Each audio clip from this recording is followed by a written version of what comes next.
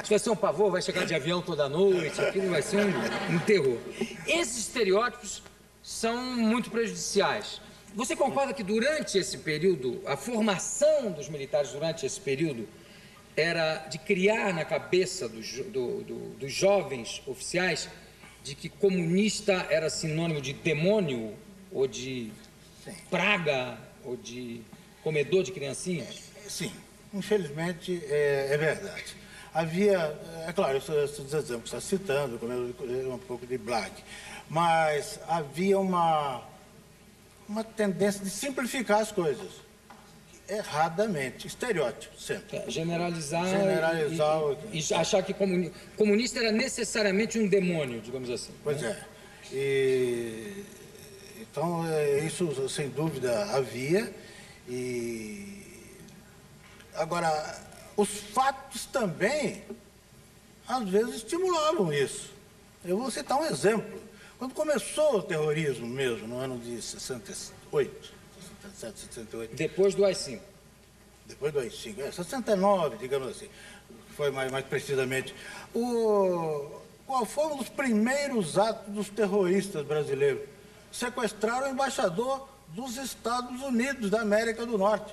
Meu Deus do céu, isso revelava parecia que era um potencial, era a ideia que correu, com um certo fundamento, é que era uma organização multinacional, chefiada por Fidel Castro, com ramificações em Moscou, em Praga, etc. E não era nada disso. Não era nada disso, nós só ficamos sabendo disso, os brasileiros só souberam disso mais tarde, quando, a Gabeira escreveu, o Sirkes escreveu, enfim, quando os terroristas daquele tempo... Aliás, eu vou preferir que a gente chame de guerrilheiro do que terrorista. Estou chamando de guerrilheiro. Né? Porque eu acho que era, como muita gente diz, não, era uma guerra, claro que era uma guerra, mas torturado só teve de um lado, né? Quer dizer, não teve soldado torturado, só tiveram muitos guerrilheiros que morreram torturados, apesar...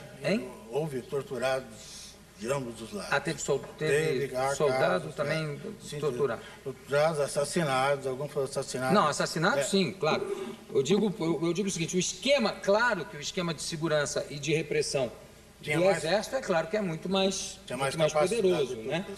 Agora, voltando um pouquinho ao tempo do Médici, né, onde surgiram aquelas campanhas de ame ou deixo, né, aquela campanha ufanista, ninguém segura a juventude do Brasil, né? Brasil, meu Brasil, eu te amo. Quem é que fomentava esse tipo de campanha? Assessoria de Relações Públicas do presidente Médici, ao qual eu pertenci. Não como chefe, o chefe era Otávio Costa como assessor. Mas há várias retificações aí, vários esclarecimentos. Primeiro, tem que lembrar um pouco do ambiente daquela época. Como nós lembramos agora há pouco, era um ambiente de guerra, de superioridade. Regime de fogo. Uma superestima de valores, etc. Bem, a assessoria de relações públicas, a diretriz que ela tomou para o trabalho era aumentar a harmonia entre os brasileiros. Era a única voz que tinha um certo diálogo. Nós estamos vivendo um momento de monólogo. O único diálogo acontecia através dessa assessoria que eu pertencia. Eu fui testemunha disso. Então, nossas campanhas eram povo desenvolvido é povo limpo, Sugismundo, não sei se você lembra disso. Correu. A campanha do trânsito, não faça do seu carro uma arma, não sei o que e tal. Nós procuramos fazer campanhas de utilidade pública com essa ideia de ter alguma aproximação de povo e governo, tanto quanto era possível naqueles tempos. Naquele clima. O Brasil ame ou deixe, por exemplo? Não foi nosso. Pelo contrário, aquilo foi inventado, foi criado aqui em São Paulo, na Operação Bandeirantes, que era uma operação encarregada exclusivamente de segurança. Alguém lá... Segurança e uma operação também carregada de tortura, de coisas terríveis, né? Alguém da Operação Bandeirante imaginou entrar na área de comunicação e inventou esse slogan e nós, quando vimos, estava lançado uma quantidade imensa, um potencial imenso. Brasil ame ou deixe. Brasil ame ou deixe. E já lançaram em cima, né? O último a sair, apague a luz, porque aí já a pessoa já... era exatamente o oposto do que nós pregávamos. Do que pretendíamos. Porque, meu Deus, é uma posição maniqueísta, sim ou não. Nós estamos tentando exatamente encontrar elos de ligação e possibilidade de harmonia. Era esse o nosso objetivo. General, você teve amigos caçados pela Revolução? Não. Militares da sua geração que foram caçados? Sim. Militares, colegas meus, na Revolução tive poucos, mas alguns. Por subversão ou por insubordinação? Vou perguntar assim. Por deixar de cumprir ordens? Não, por subversão. Por serem considerados oficiais do selato de esquerda? Exatamente.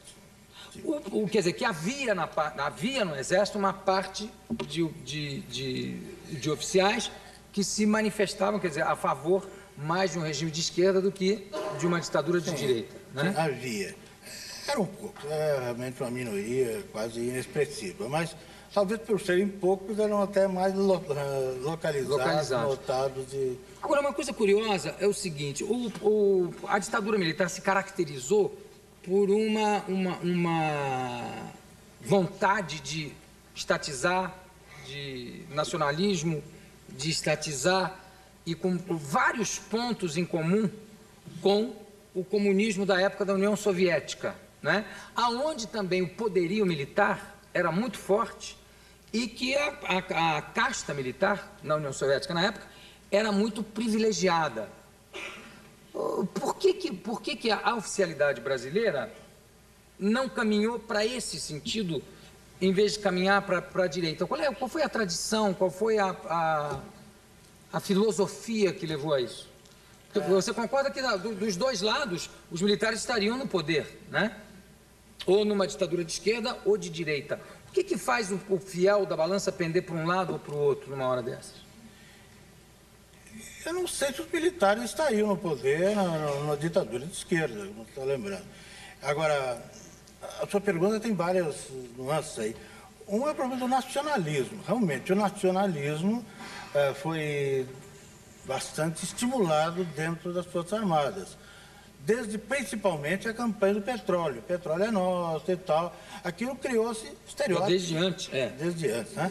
Então, nisso, realmente, esse nacionalismo, a ultrância, esse nacionalismo exacerbado,